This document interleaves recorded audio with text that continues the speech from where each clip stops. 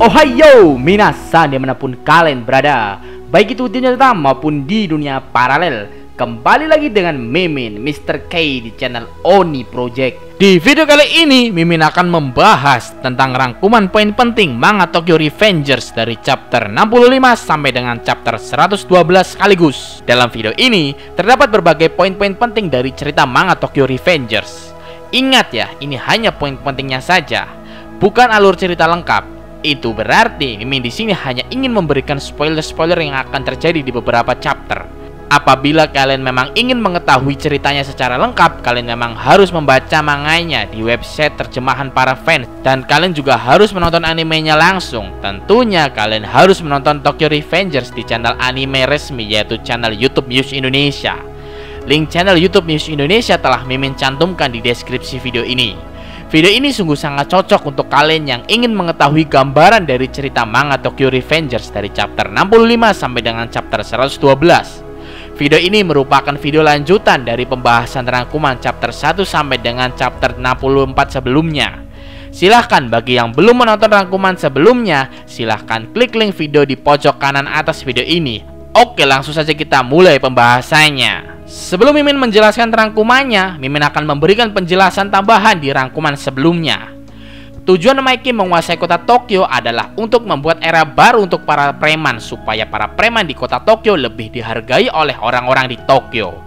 Oke, langsung saja kita ke rangkuman selanjutnya. Chapter 65 sampai dengan chapter 69. Menjadi Kapten Squad 1 Touman. Di chapter 65 sampai dengan chapter 69 ini, misi Takemichi masih sama seperti sebelumnya, yaitu menjadi bos Touman supaya bisa menyingkirkan Kisaki Teta dari Touman. Sebenarnya tidak perlu menjadi bos Touman pun tidak masalah, asalkan Kisaki Teta bisa dikeluarkan dari geng Touman, maka bisa dikatakan misi Takemichi telah berhasil. Setelah pertarungan geng Touman melawan Valhalla, Takemichi diajak oleh Draken untuk mengunjungi rumahnya. Di sini terdapat fakta yang sangat menarik. Draken dari kecil telah dirawat di tempat enak-enak yang ada di kota Tokyo. Draken tidak memiliki orang tua kandung. Para pekerja enak-enak lah yang telah merawat Draken. Selain itu, terdapat juga fakta bahwa Emma sebenarnya merupakan adik tiri dari Mikey. Takemichi juga akan diperkenalkan secara resmi sebagai anggota baru geng Touman di squad kedua yang dipimpin oleh Mitsuya. Di chapter kali ini, terdapat juga flashback antara Chifuyu dan Baji. Flashback tersebut menceritakan pertemuan pertama mereka. Sebagai informasi bagi yang belum tahu atau mungkin lupa, Baji merupakan mantan Kapten Squad 1 di geng Touman. Dia juga merupakan salah satu pendiri dari geng Touman. Dia telah mati pada saat pertarungan antara geng Touman melawan geng Valhalla. Sedangkan Chifuyu merupakan wakil kapten di Squad 1 geng Touman. Oke, lanjut. Baji dan Chifuyu merupakan siswa dari sekolah yang sama. Chifuyu merupakan seorang siswa baru kelas 1, sedangkan Baji merupakan siswa senior kelas 3 yang baru saja tidak diluluskan oleh sekolah. Di awal masuk sekolah, Chifuyu telah berhasil mengalahkan para senior berandalan yang menantang Chifuyu untuk baku hantam. Pertemuan antara Baji dan Chifuyu terjadi karena Chifuyu penasaran dengan kekuatan Baji yang merupakan siswa kelas 3 yang tidak lulus sekolah. Namun, penampilan Baji saat berada di sekolah begitu sangat berbeda dengan saat berada di geng Touman. Baji menggunakan kacamata dengan rambut rapih dan juga menggunakan mungkin pomade ya. Singkat cerita, Chifuyu dihadang oleh salah satu geng kecil yang ada di kota Tokyo. Chifuyu dihajar habis-habisan dan sampai pada akhirnya Baji dengan muka culunnya datang untuk menolong Chifuyu. Nah, disinilah sosok Baji yang sebenarnya ditunjukkan. Baji mencopot kacamatanya dan mengacak-acak rambutnya. Lalu dia langsung membantai para geng kroco yang menyerang Chifuyu. Walaupun Baji sendirian, Baji telah berhasil menang melawan banyak orang. Akhirnya, Chifuyu pun tahu bahwa Baji merupakan Kapten Squad 1 geng Touman. Disitulah awal mula Chifuyu begitu sangat mengagumi Baji. Banyak hal yang sangat mengejutkan juga di chapter kali ini.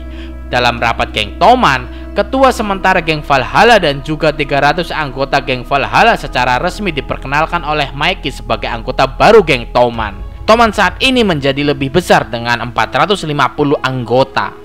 Hal tersebut tentu sesuai dengan rencana Kisaki Teta yang ingin menjadikan Mikey sebagai bos geng Valhalla. Namun terdapat juga hal yang berada di luar rencana Kisaki Teta. Dengan mengejutkan, dalam waktu beberapa hari saja dan mungkin hanya beberapa jam saja, Takemichi telah ditunjuk menjadi Kapten Squad 1 geng Toman menggantikan Baji. Tentu hal tersebut telah mendekati misi Takemichi untuk bisa menjadi seorang bos Toman dan bisa segera menyingkirkan Kisaki Teta supaya masa depan bisa berubah lebih baik. Oke, selanjutnya chapter 70 sampai dengan chapter 77. Tujuan utama Kisaki Teta. Dalam chapter ini, walaupun Takemichi telah mendekati misinya untuk menjadi bos Toman, namun situasi memang telah memburuk karena Kisaki. Hanma dan para mantan anggota Valhalla yang bergabung dengan Toman akan segera mengacaukan Toman. Oleh karena itu, untuk mengetahui apa yang telah terjadi di masa depan, Takemichi kembali ke masa depan dengan cara bersalaman dengan Naoto Junior. Secara mengejutkan karena Takemichi telah menjadi kapten skuad pertama, di masa depan pun juga demikian. Takemichi telah menjadi seorang pengurus tinggi di geng Tokyo Manji. Selain itu, terdapat juga pengurus tinggi lainnya. Mereka adalah Haruki Hayashida atau biasa dikenal sebagai Pachin, lalu Yasuhiro Muto, kemudian Nahoya Kawata, lalu Hakai Shiba, selanjutnya Seisu Inui, kemudian Hajime Kokonoi, dan juga Hanma.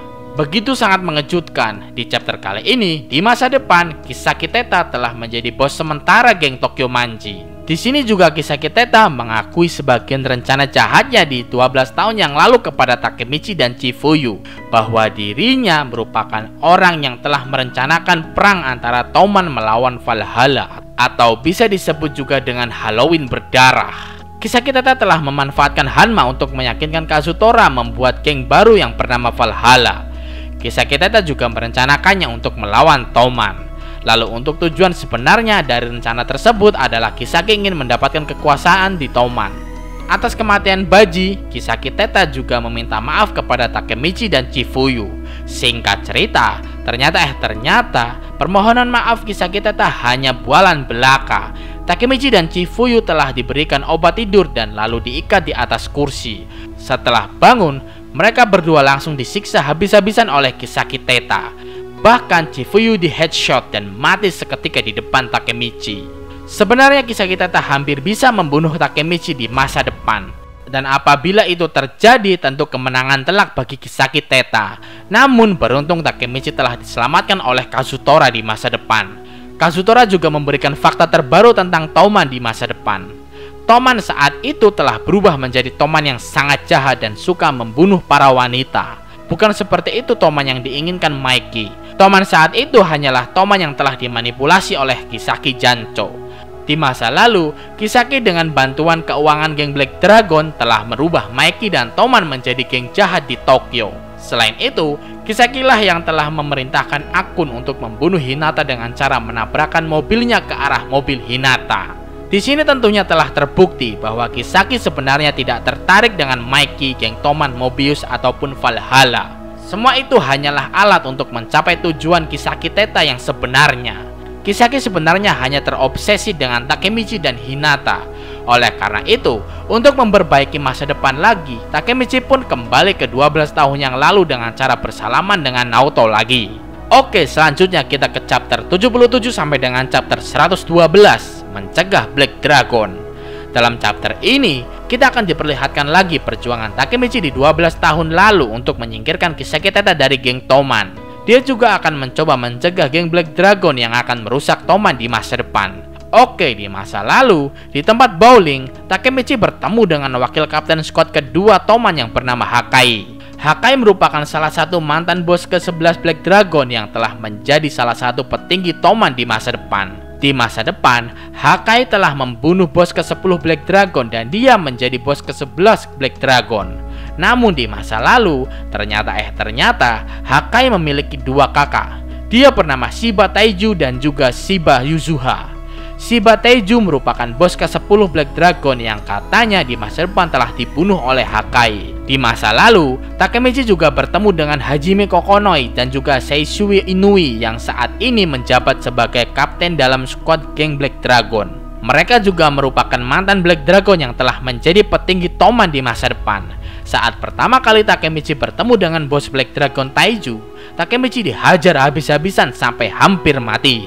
Beruntung Hakai mengalah dan setuju bahwa dirinya akan menerima tawaran Taiju untuk bergabung dengan geng Black Dragon. Sebagai gantinya, Taiju harus berhenti memukuli Takemichi.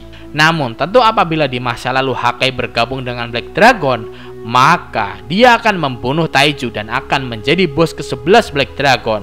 Tentu hal tersebut akan menghasilkan masa depan yang suram. Secara mengejutkan di chapter ini, Takemichi juga membocorkan rahasianya sebagai time leaper kepada Chifuyu.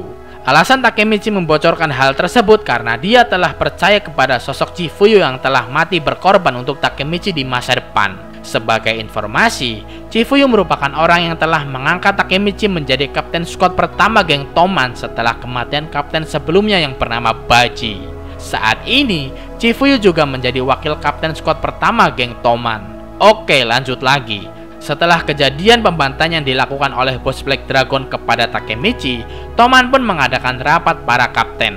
Dalam rapat tersebut, mereka membicarakan tentang Taiju yang memukuli Takemichi. Selain itu, Hakai yang sebelumnya telah memutuskan untuk keluar dari Toman dan menjadi member Black Dragon akhirnya secara resmi memberitahukan permintaan keluarnya tersebut kepada seluruh petinggi Toman.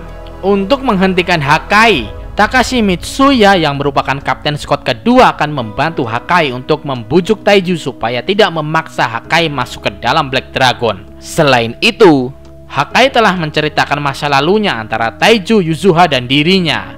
Saat masih kecil, Hakai dan Yuzuha selalu disiksa oleh kakaknya sendiri yang bernama Taiju. Terutama Yuzuha yang selalu dipukul oleh Taiju hanya karena dia seorang adik perempuan. Hakai selalu membela Yuzuha sehingga Hakai juga ikutan dipukul. Hakai juga mengakuinya bahwa sebenarnya dia begitu sangat ketakutan ketika berhadapan dengan Taiju. Dia juga memutuskan untuk melindungi keluarganya yaitu Yuzuha. Dia akan menjadi member Black Dragon dan akan segera membunuh Taiju. Tentu apabila Hakai berhasil membunuh Taiju, maka masa depan akan menjadi suram. Oleh karena itu, Takemichi akan menghentikan Hakai dengan cara menghancurkan geng Black Dragon.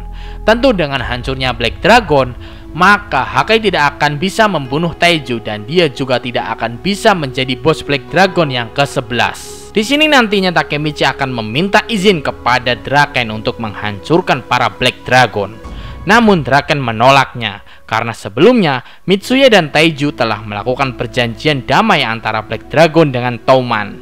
Namun walaupun demikian, Kisaki dan Hanma mencoba untuk mempermainkan Takemichi dan Chifuyu. Mereka berpura-pura mendukung usaha Takemichi untuk menghentikan Hakai. Kisaki menawarkan bantuan teman penyusup dalam geng Black Dragon kepada Takemichi dan Chifuyu. Namun saat mereka sedang rapat dengan penyusup tersebut, salah satu petinggi Black Dragon yang bernama Koko menangkap basah rapat tersembunyi mereka. Begitu sangat liciknya Koko. Koko meringkus sang penyusup tapi dia malah menawarkan pertukaran informasi dengan uang 100.000 yen kepada Takemichi dan lainnya. Koko membocorkan bahwa Taiju pada hari Natal selalu berdoa seorang diri di dalam gereja. Jadi waktu Natal lah yang sangat tepat untuk menghancurkan Taiju. Apabila Taiju hancur, tentu geng Black Dragon juga akan hancur dan tentunya Hakai tidak akan menjadi anggota Black Dragon dan dia tidak akan bisa membunuh Taiju. Masa depan pun nantinya akan membaik. Ekspektasinya sih begitu, tapi realitanya masih belum diketahui. Oke, singkat cerita, langsung saja kita ke hari Natal, di mana Takemichi, Chifuyu, Hanma, dan Kisaki akan membantai Taiju. Dalam pembantaian Taiju di dalam gereja, terdapat rencana licik yang telah disusun oleh Kisaki untuk Takemichi dan Chifuyu. Sebelum Mimin menjelaskan rencana licik Kisaki, di sini juga terdapat fakta yang sangat menarik. Kisaki ternyata memiliki hubungan dengan Hinata dan juga Takemichi di masa lalu. Dia merupakan teman masa SD Tachibana Hinata. Kisaki merupakan anak yang memiliki otak yang sangat cerdas. Dia selalu menjadi peringkat pertama di sekolah. Dia merupakan kepribadian yang sangat pintar sekaligus introvert. Namun karena memang arah rumah antara Kisaki dan Hinata sama, maka sewaktu SD mereka selalu pulang bersama. Di sini juga diceritakan awal pertemuan antara mereka bertiga. Saat itu, Hinata dan Kisaki sedang jalan bersama. Lalu tiba-tiba, mereka melihat 3 anak SMP yang sedang menyiksa kucing. Lalu dengan beraninya Hinata menegur 3 anak tersebut. Tentu Hinata dalam bahaya.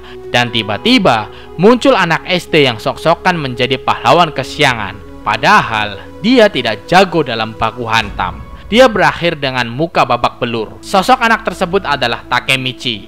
Karena keberaniannya menolong Hinata, Hinata pun naksir pada pandangan pertama kepada Takemichi. Selain itu, terdapat juga scene di mana ayah Hinata menemui Takemichi untuk meminta Takemichi segera memutuskan Hinata. Hal tersebut dilakukan karena Hinata berpacaran dengan preman geng seperti Takemichi. Setelah itu, Takemichi langsung menemui Hinata di malam Natal di tempat Taman Umishita. Di situ Takemichi langsung memutus hubungan dengan Hinata dengan alasan telah menemukan wanita selain Hinata. Itulah penyebabnya Takemichi dan Hinata bisa putus di masa depan, di mana pada saat itu di masa depan Takemichi tidak mengingat hal tersebut. Oke, kita lanjut lagi ke rencana licik Kisaki Teta. Taiju akan berdoa sendirian sampai larut malam. Namun sebelum Taiju datang, telah dipastikan bahwa Hakai akan datang terlebih dahulu karena menurut Kisaki, Hakai pasti akan menunggu Taiju di dalam gereja. Takemichi akan masuk ke dalam gereja seorang diri untuk membujuk Hakai supaya membatalkan niatnya. Sedangkan Kisaki, Hanma, dan Chifuyu akan membantai Taiju di luar gereja. Itulah rencana yang Kisaki jelaskan kepada Takemichi dan Chifuyu. Namun pada saat hari H, Kisaki melakukan berbagai rencana licik. Kisaki dan Hanma tidak membantai Taiju di luar gereja. Mereka malah mengikat Chifuyu di suatu tempat. Selain itu, Kisaki juga memberikan pisau kepada Yuzuha untuk membunuh Taiju. Jadi selain Hakai, Yuzuha juga akan ikut mencoba untuk membunuh Taiju karena telah dimanipulasi oleh Kisaki Jancho. Taiju, Hakai, dan Takemichi pun akhirnya bertemu di dalam gereja. Hakai mencoba menusuk Taiju namun gagal total. Di dalam gereja, Hakai dan Takemichi dibantai Taiju habis-habisan. Di tengah pertarungan mereka bertiga, tiba-tiba Yuzuha datang dan langsung menusuk tubuh bagian belakang Taiju. Beruntung yang terkena bukan bagian vitalnya, jadi Taiju masih bisa bertahan hidup. Mereka bertiga pun dibantai habis-habisan oleh Taiju. Di tengah pembantaian yang dilakukan oleh Taiju, tiba-tiba datanglah Mitsuya yang pada saat itu juga menghentikan Yuzuha yang akan menusuk Taiju lagi.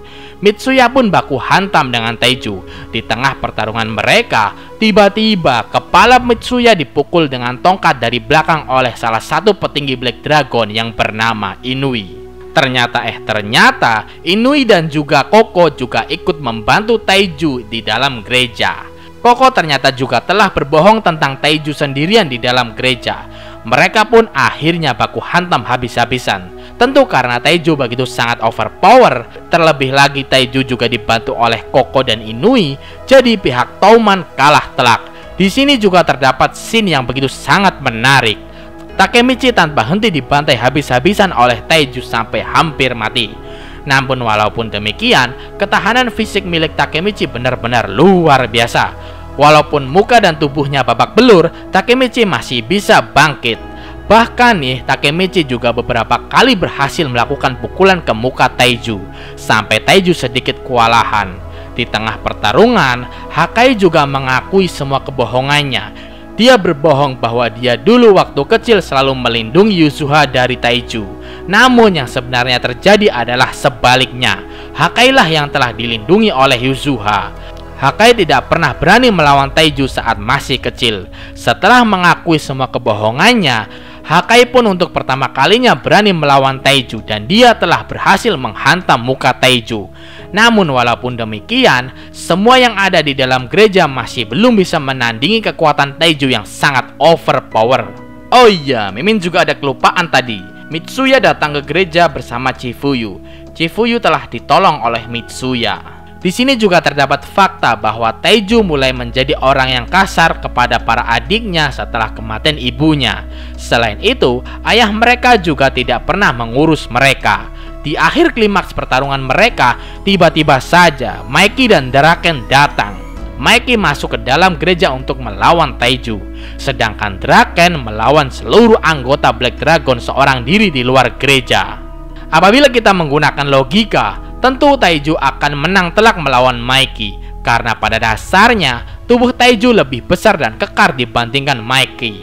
Di hadapan Taiju, tubuh Mikey seperti anak kecil. Namun di sini logika tidak bisa digunakan, karena di pertarungan antara Taiju dan Mikey merupakan pertarungan di mana yang memiliki teknik dan kecepatan bertarung yang lebih unggul, maka dialah yang akan menang. Awalnya memang Taiju telah berhasil memukul Mikey hingga terkapar di lantai. Namun setelah itu, Mikey langsung bangkit dan boom! Dengan serangan tendangan melingkar ke arah kepala Taiju, Mikey langsung bisa mengalahkan Taiju hanya dengan sekali tendangan. Taiju langsung pingsan terkapar. Mikey ngeri cok, overpower banget cok. Di tengah pertarungan Mikey dan Taiju, sebenarnya terdapat scene flashback pertemuan pertama antara Inui, Koko, dan Taiju. Scene tersebut menceritakan tentang pertama kalinya Taiju menjadi bos Black Dragon yang ke-10. Selain itu, Draken juga telah berhasil membantai semua member Black Dragon yang ada di luar gereja. Benar-benar overpower kekuatan bos dan wakil bos geng Toman. Pertarungan pun dimenangkan oleh Toman. Lalu setelah perang di gereja, Takemichi dan Hinata bertemu kembali setelah putus. Dalam scene tersebut, Takemichi menangis sekaligus mengatakan hal yang sebenarnya. Dirinya memutuskan Hinata karena permintaan ayah Hinata, di mana ayah Hinata ingin mereka putus karena Takemichi merupakan seorang preman dan ayah Hinata khawatir Hinata dalam bahaya. Di sini Takemichi malah keceplosan tentang kematian Hinata di masa depan. Beruntung Hinata tidak memperdulikan kata-kata keceplosan yang keluar dari mulut Takemichi. Setelah semua kejujuran Takemichi, Hinata dan Takemichi pun baikan kembali. Menurut Draken dan Mikey, sikap Takemichi begitu sangat mirip dengan kakak Mikey yang telah mati. Di sini juga ada flashback tentang kakak Mikey yang memimpin para preman Tokyo di masa lalu. Lalu di akhir rangkuman ini, Mimin akan katakan berita bahagia karena orang yang menjadi pelaku utama di balik konflik Natal pertarungan Toman melawan Black Dragon, di mana dia telah mengikat Chifuyu dan juga memberikan pisau kepada Yuzuha supaya Yuzuha bisa bunuh Taiju. Oleh karena itu, dalam rapat Toman, Mikey menyampaikan bahwa Kisaki telah dikeluarkan dari geng Toman. Karena Kisaki dipecat, Hanma juga ikut-ikutan keluar dari Toman. Bahkan para mantan member Mobius dan Valhalla yang berjumlah 350 orang juga ikut keluar dari Toman. Toman saat ini hanya memiliki 100 member saja. Bukan hanya itu saja, Koko dan Inui juga ikut bergabung menjadi member Toman dan bahkan mereka juga menjadi bawahan Takemichi di squad 1 Toman. Tentu setelah dipecatnya Kisaki dari Toman, misi Takemichi telah berhasil. Namun apakah masa depan telah benar-benar berubah menjadi lebih baik? Tunggu saja kelanjutannya di rangkuman chapter selanjutnya. Jangan sampai ketinggalan. Oke teman-teman? Oke, seperti itulah pembahasan tentang rangkuman poin penting dari manga Tokyo Revengers chapter 65 sampai dengan chapter 112 sekaligus. Jangan lupa subscribe, like sebanyak-banyaknya video ini, dan juga kalian harus komen di kolom komentar ya teman-teman. Jangan lupa juga share video ini supaya Mimin semangat bikin konten-konten pembahasan anime. Mohon maafkan Mr. K apabila terdapat kesalahan dalam pembahasan ini. Arigatou gozaimasu, and see you di next video.